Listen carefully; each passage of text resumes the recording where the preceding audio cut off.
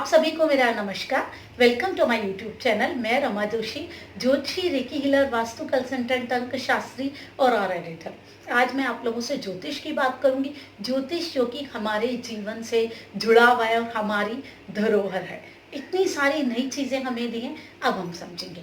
अब हम बात करते हैं गोचर में जो परिवर्तन हुआ है अभी 23 सितंबर को, राहु और केतु का राशि परिवर्तन। राहु आए हैं वृषभ राशि में और केतु आए हैं वृश्चिक राशि में। राहु की तो मैंने वीडियो बना दी है, राहु वृषभ में किस तरीके के परिवर्तन लाएंगे, क्योंकि राहु केतु हमेशा एक दूसरे से 180 डिग्री पे ही रहते हैं। दोनों का परिवर्तन इकट्ठे ही होता है, क्योंकि सिर का हिस्सा राहु है और जो धड़ है वो केतु है। तो ये दोनों एक ही उसमें मूव करते हैं।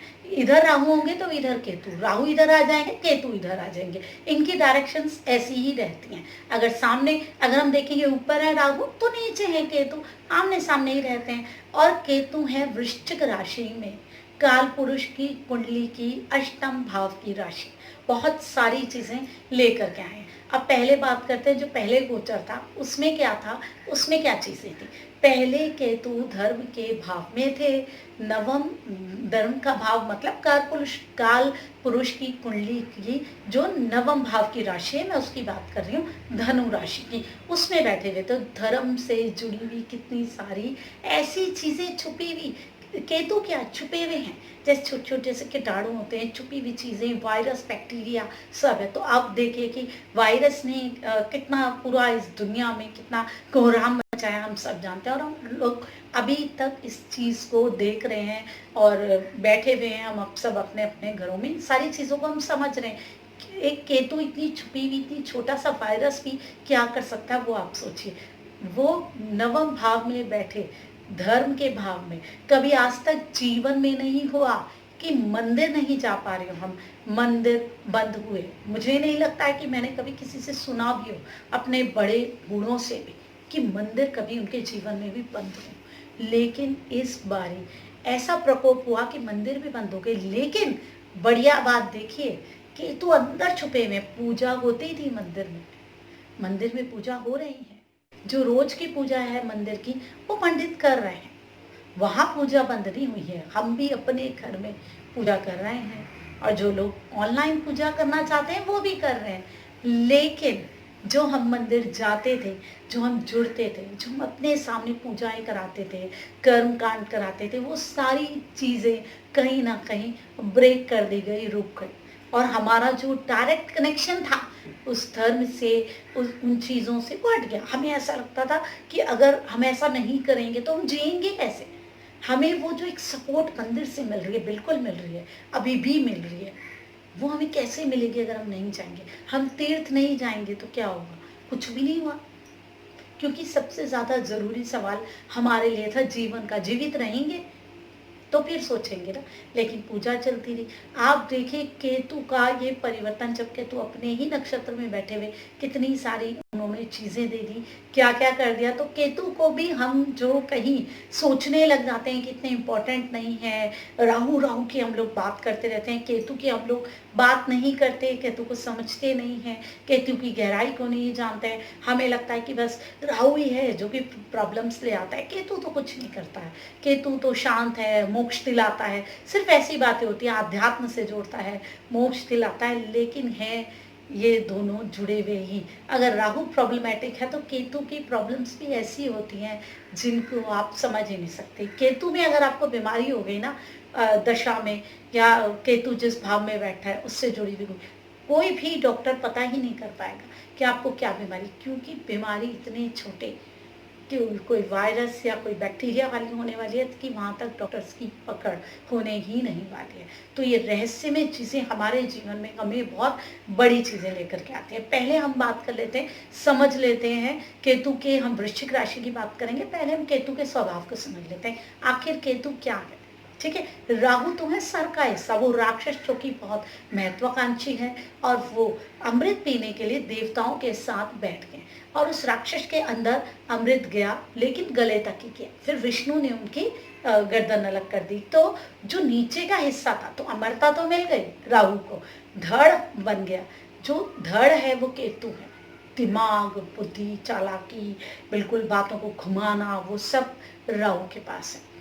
और केतु के पास क्या है, धड़ है। बहुत ज़्यादा वो चीज़ों में अपना दिमाग नहीं लगाते हैं, बहुत ज़्यादा उन चीज़ों को सोचते नहीं हैं, लेकिन वो जो एक छोटी सी चीज़ें होती है ना, वो डिटेलिंग, वो बहुत ज़्यादा छोटी चीज़ें जिनके बारे में हम सोच भी नहीं सकते, वो जुड़ी हुई हैं केतु से। अगर केतु चंद्रमा के साथ आ जाते हैं ना कुंडली में, तो कहीं ना कहीं व्यक्ति अपने आप को अलग थलग रखने की सबसे कोशिश करता है, अकेला रहता है, चुप चुप रहता है। क्यों? क्योंकि केतु जो है उसके मन को अकेला कर देते हैं, कहीं ना कहीं उसको सबसे अलग करने की कोशिश करते हैं। इस तरीके के प्रभाव देते हैं केतु, और वो चीज़ें सामने नहीं आती जो हमें केतु से देखने को मिलती है। जहाँ भी बैठते हैं उस चीज़ से अलग करते हैं, ठीक है। मोक्ष के कारक हैं वो। राहु बहुत ज्यादा महत्वाकांक्षी है, बहुत इंटरेस्ट बढ़ा देना, लालच, लोभ किसी भी चीज का। और केतु छोड़ देना हर चीज को, उस चीज से अलग हो जाना, उसका मोह नहीं रखना, उसमें कोई लालच ही नहीं रखना, उन चीजों में इन्वॉल्व होने की कोशिश ही नहीं करना, ध्यान ही नहीं देना उन चीजों में। आप देखिए दोनों बिल्कुल उलट पुलट है, लेकिन ध्यान ही नहीं देना, तभी तो हमें मंदिरों से अलग कर दिया गया, धर्म की चीजों से अलग कर। हाँ, हम अपना धर्म निभा रहे हैं, धर्म से कोई अलग नहीं कर सकता। जो हम कर्म कर रहे थे, हमें ये लग रहा था हम जो कर्म कर रहे हैं ना यही धर्म है, ऐसा नहीं होता। ये जो हम कर रहे हैं सिर्फ यही धर्म है, धर्म इससे बहुत आगे है, धर्म इससे बहुत बड़ा है, ठीक है। बहुत सारी चीजें हैं जो कि हमें लेकर के जाती हैं हमारे मोक्ष के लिए। तो केतु उन्हीं चीजों से जुड़ा हुआ है। अब केतु कहाँ विराजमान है ये आप देखिए, अष्टम भाव की राशि। अष्टम भाव की राशि क्या है? वृश्चिक राशि। काल पुरुष की मैं बात कर रही हूँ। वृश्चिक राशि स्कॉर्पियो। अष्टम भाव है मृत्यु का भाव, छुपी हुई चीजें, जमीन से जो हम खोद के निकालते हैं, माइनिंग है, खोदना है, वो सब तेल हम निकालते हैं, वो सब अष्टम भाव से जुड़ा है।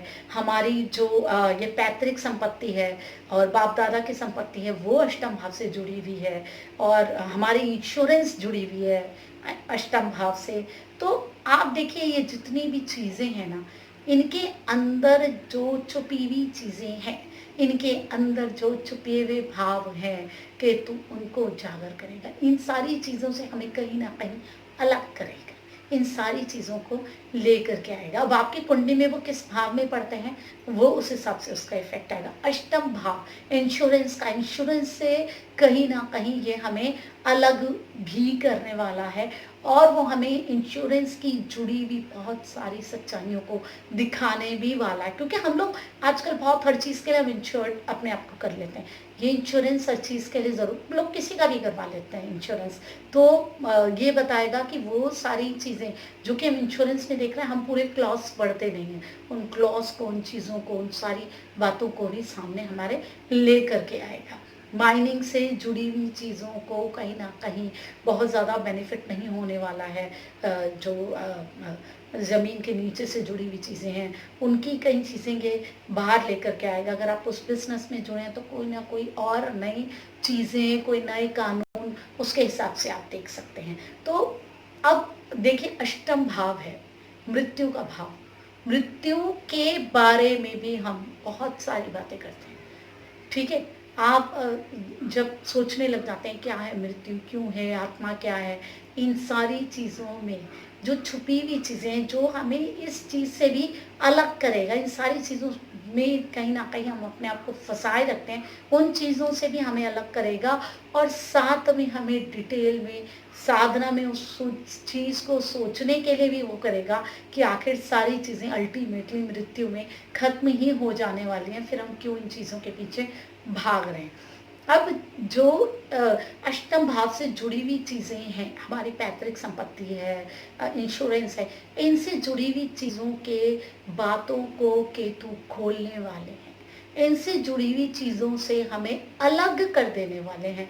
इन सारी चीज़ों में और बहुत सारी चीज़ें हमारे लिए केतु लेकर के अष्टम भाव हमारे जीवन में आने वाली हर परेशानी का भी भाव है। जब भी अष्टमेश की दशा आती है, अष्टम भाव से जुड़े हुए ग्रहों की दशा आती है, तो हमारे जीवन में जो उलट पुलट होना है वो उसी समय होता है।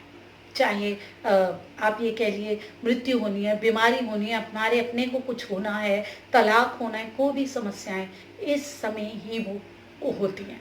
पहले से उसके वो बन रहे होते हैं, लेकिन जब अष्टमेश की दशा आ जाती है, ये सारी चीज़ें होती हैं, तो हमारी प्रॉब्लम से भी केतु कहीं ना कहीं हमें अलग करने वाला है। हम जिस तरीके से अपनी कठिनाइयों को देख रहे हैं, अपनी रुकावटों को देख रहे हैं, अपनी प्रॉब्लम्स को देख रहे हैं, अपनी आयु को देख रहे हैं, उन चीज़ों के बारे में भी हमें बहुत सारे नए खुलासे भी होने वाले हैं, और बहुत सारी चीज़ें जो जुड़ी हुई हैं इन चीज़ों से, वो हमारे सामने खुलने भी वाले हैं। वो छोटे छोटे से कीटाणु, वो छोटी छोटी सी बातें, वो छोटे छोटे से पॉइंट्स जिनको हम जीवन में मिस कर देते हैं, अभी हम अपने जीवन में इन सारी चीज़ों को देखने वाले हैं। उन सारी चीज़ों को कि केतु हमारे किस भाव में ये परिवर्तन आ रहा है, इसके हिसाब से ही हमारे लिए लाइफ में क्या चीज़ें चेंज होने वाली है। अब देखिए, ये तो हमारा अपना पर्सनल हो गया कि हमारे पर्सनल के हिसाब से क्या होगा, लेकिन जो एक सार्वजनिक तरफ से हम देखें तो अष्टम भाव है, तो बहुत सारी चीज़ें हमें जो हमारे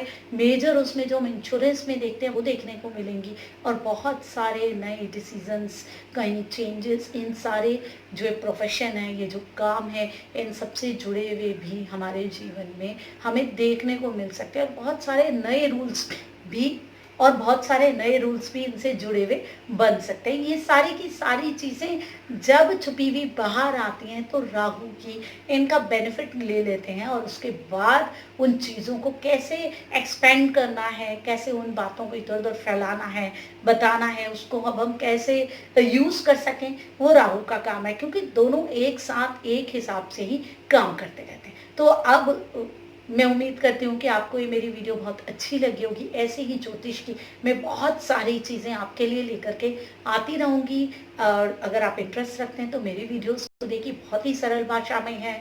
आप सब्सक्राइब कीजिए, चैनल को अच्छी लगती है लाइक कीजिए, कमेंट डालिए, किस तरीके की चीज़ें आप अपनी लाइफ में चेंज देख रहे हैं, और क्या बातें आपको महसूस हो रही हैं, ये भी आप बताइए। क्या ये चीज़ें आप महसूस कर रहे हैं, क्या आपके कौन से भाव में केतु हैं, उस चीज़ को भी आप कोरिलेट करने की कोशिश कीजिए। और देखिए, मैं वीडियो के बाद में अपना ऐड भी लगा दे रही हूँ रेकी हीलिंग से जुड़ा हुआ, उसमें मैंने बहुत डिस्काउंट्स दिए हुए हैं, तो अगर आपको सीखनी है तो आप मुझसे संपर्क कर सकते हैं। ऐसे ही बहुत सारी चीज़ें मैं आपसे जुड़ी हुई लेकर के आती रहूँगी।